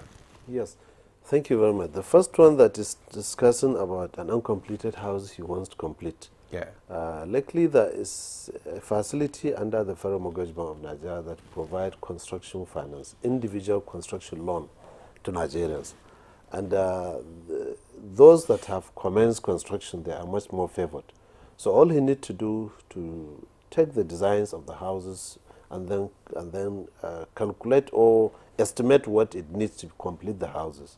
Take the pictures of the houses and approach the branch in his own state where he's living. That branch will process the loan for him and send to the headquarters of Federal Mortgage Bank for them to disburse the money for completion. Okay. And I assure him that disbursement will be in 3 installments for him to complete his house and then occupy it. Immediately after completion, then they will start deduction 1/3 of his salary until he pays that facility. It's done by the Federal Mortgage Bank of Nigeria over years, and people should know about that. The second one is the issue of using pension scheme. Using pension scheme. You know, to already, secure, to access. Already you can access your equity. Most of the mortgages, you'll find that you have to pay 10% of your equity. So the pension funds have agreed to give that, to pay that equity on behalf of Nigerians, on behalf of the pensioners, even if you are still in service. So the pension fund will use part of your pension fund that you need to have and pay your equity on your behalf. And then the deductions commences from your loan, because in some cases it's a requirement to pay equity. So pension fund have already started doing that. And I'm sure when he approached any of the Federal Mortgage Bank in the branches that we are having, they could be able to tell him that. Then the last question is on the 774 houses. Yes. I think he's talking about the social housing we intend to do. Yeah. The social housing is a bold initiative of the government, and is intended to cater for the low income and the zero income Nigerians, and even the vulnerables. So he shouldn't think of the cost of construction. The cost of construction is not a factor in the selling prices of the houses. The houses, when it is built, it will be sold to any Nigerian that approaches the institution that is disbursing those houses. Because okay. it will just consider what you earn, and you pay 1/3 of it, whatever it is. Okay. And somebody from Oka said, please, how can one get a house from Oka as it is not in the Renewed Hope Homes list? Is Oka not on list? Oka is a state capital, I presume. Hmm? Yeah, Anambra. So we have, it's the second phase of the Renewed Hope Estate that we intend to do. We have taken 12 now. This year we intend to take at least 10 or 12 again. We always want to ensure that the equitable distribution. If you don't take 6, then we'll take 12 in every state of the Federation, depending on the budgetary allocation of this year's budget that we're having. So it's on the planning stage. So Oka, I think they have given us land, so Oka will be included in that. Will be in the next batch. Yes, the next batch. And Any state that has one given us said, accessible land will take it up. Okay, Mr. Peter Onalo, Peter from Lafia said, please, how can those who contributed to FMB and are now retired benefit? Well, it's very difficult, to be honest and sincere, for the retiree to access mortgages, unless if he has an earning that he can convince the mortgage bank that he has an earning to pay. Then the mortgage bank can pay on his behalf, and then they start deduction, or he start paying the mortgage bank that money monthly, and then the houses will be available to him. Yeah.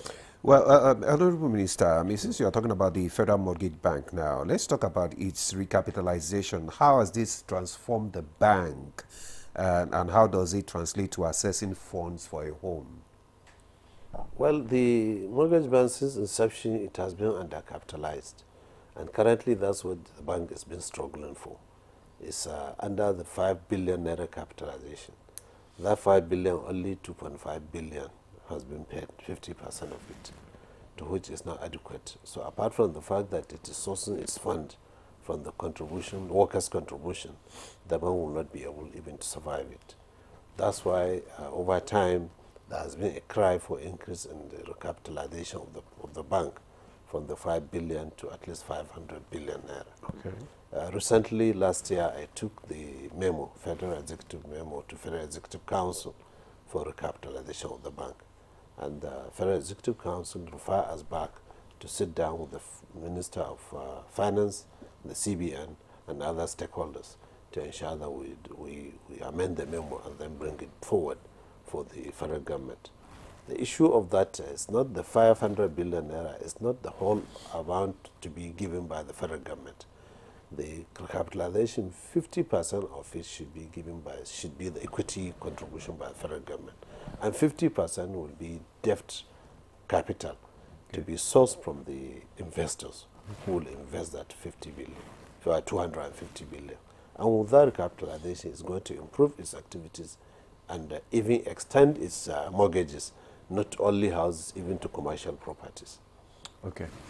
Mr. Damola, let me ask you, should federal government play a role in regulating the housing market, and how can it balance the needs of different stakeholders?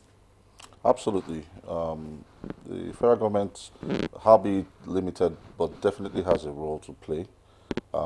We have seen escalating add-on costs from agents who have taken advantage of Nigerians.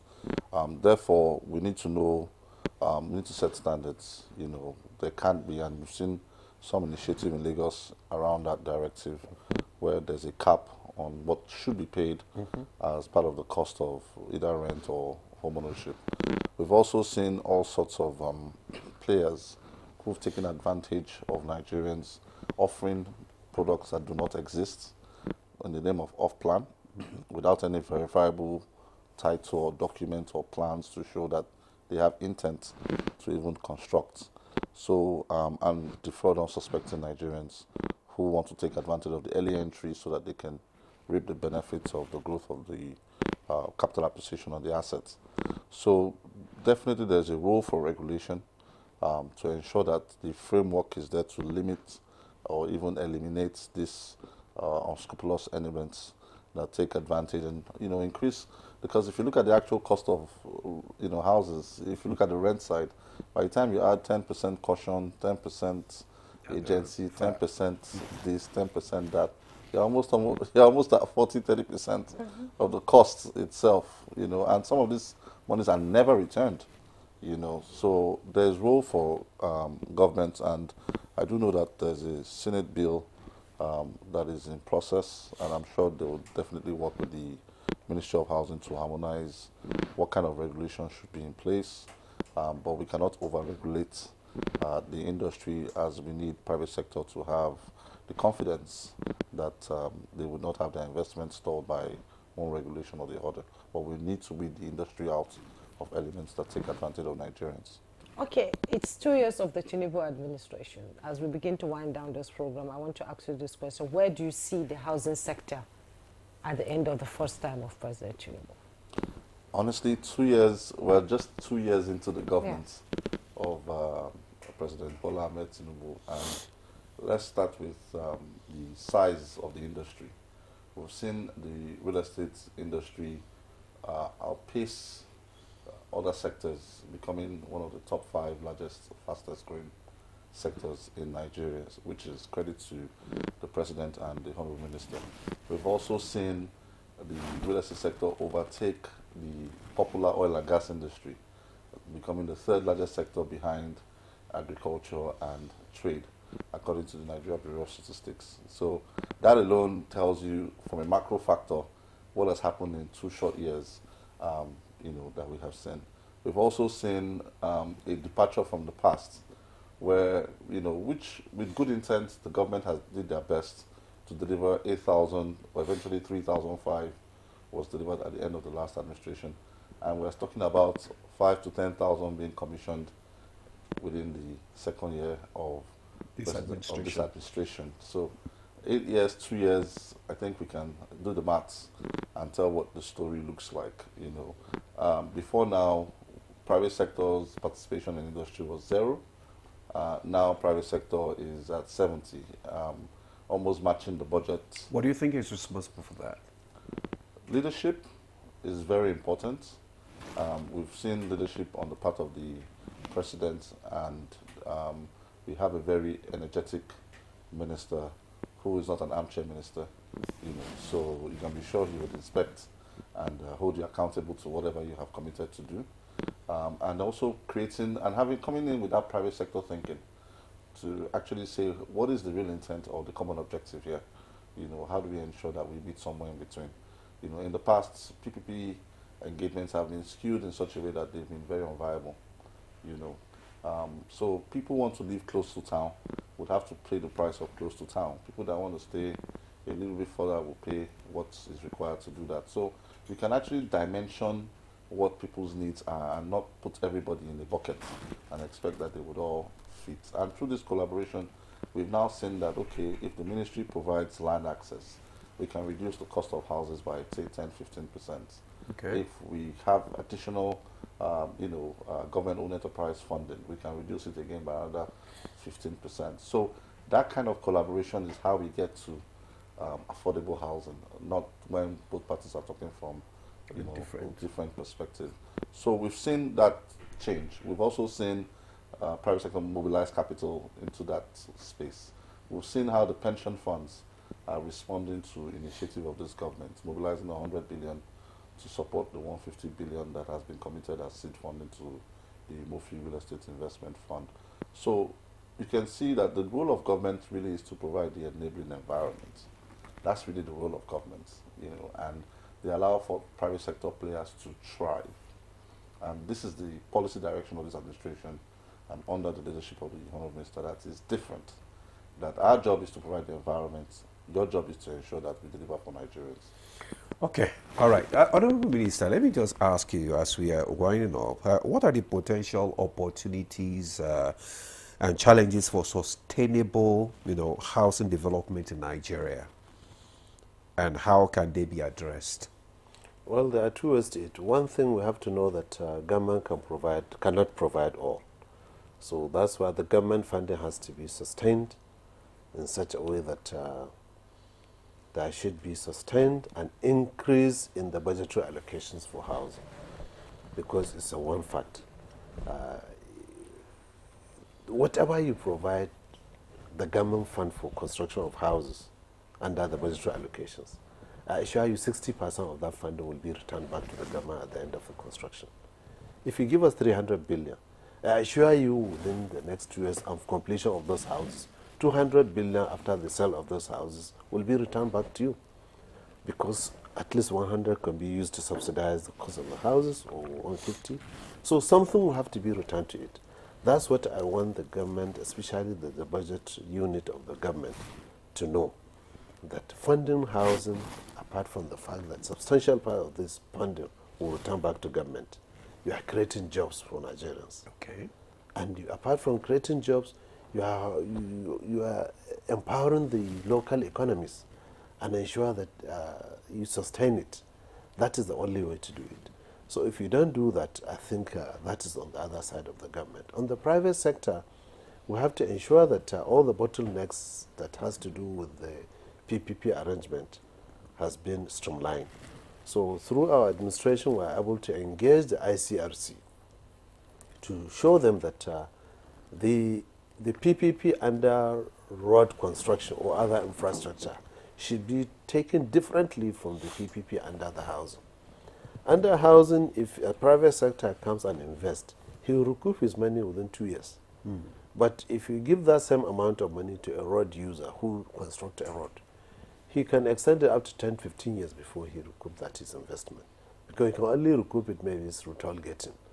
But this one, you develop it even off-plan while you are doing construction, you recover at least a substantial part of it to it. So we have to ensure that honestly we sustain the PPP arrangement, private sector arrangement, and we have to keep on urging the government, especially the National Assembly and the budget office under the Ministry of Budget, to keep funding the housing sector, because it's one way that will create jobs, and it's one way that will also boost the local economies. So practically you were saying that Nigerians should just, relax, and getting access to housing will be easy. Very well. Nigerians should rest assured that under this administration, housing will be more affordable and accessible to Nigerians.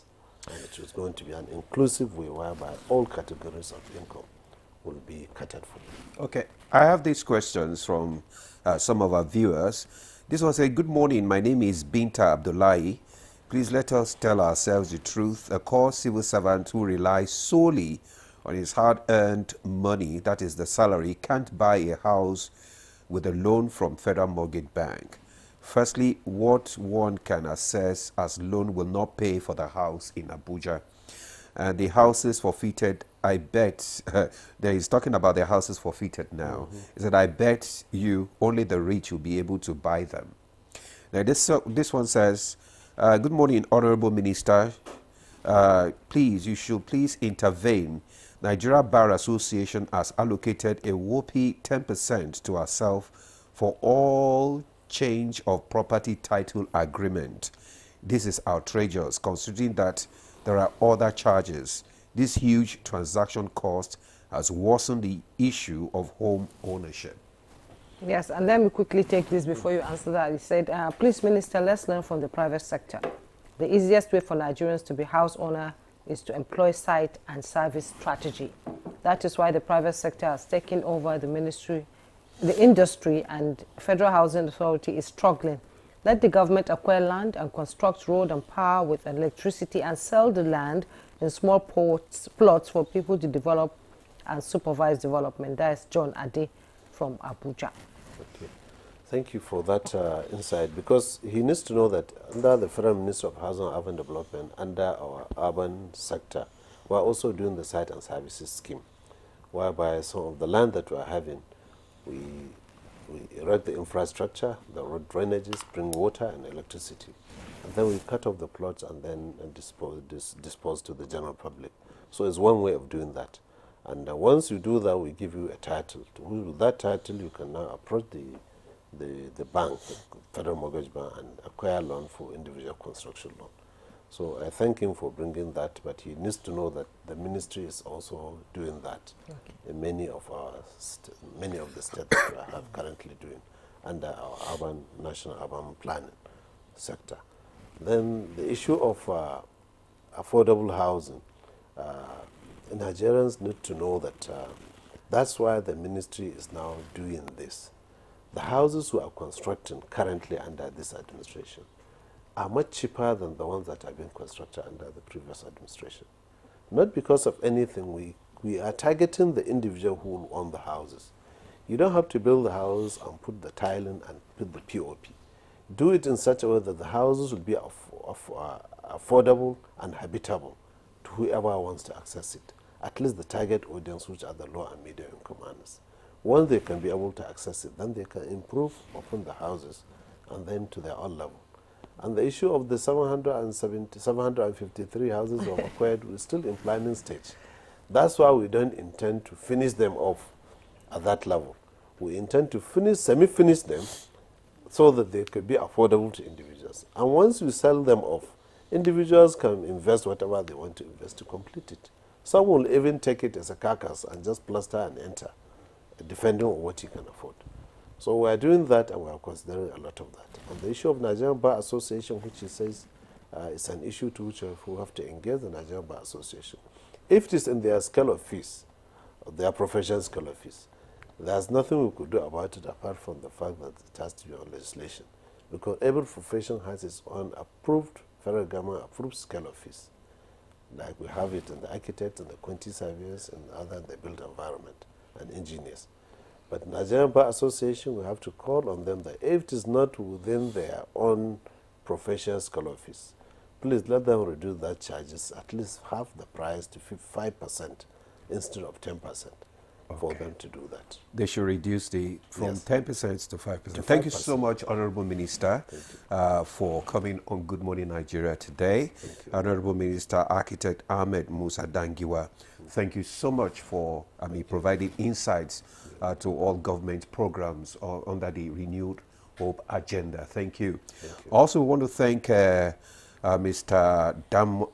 Damola Akindolire. Thank you so much for coming to give us perspective on the PPP, project. Thank you so much. We also want to thank all our viewers for your questions and also for your comments. Thank you so much for being interactive on this program. That's all far we can take. My name is Ademola Adeoye. Do have a lovely day. And I'm Jumma Yusuf.